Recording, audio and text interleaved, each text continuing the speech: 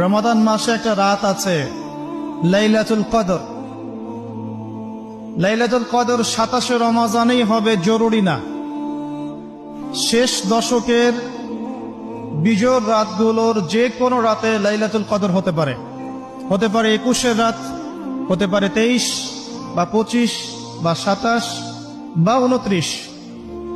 ইন্না আনজালনাহু ফি লাইলাতুল কদর, আল্লাহ পাক বলছেন নিঃসন্দেহে আমি কোরআনকে নাযিল করেছি লাইলাতুল কদরে।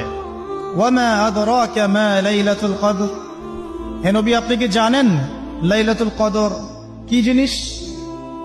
লাইলাতুল কদরি খায়রুম মিন আলফি শাহর, এই রাতটা হচ্ছে 1000 মাসের চাইতে উত্তম। কোরআন নাজিল করার কারণে লাইলাতুল কদর 1000 মাসের চেয়ে উত্তম।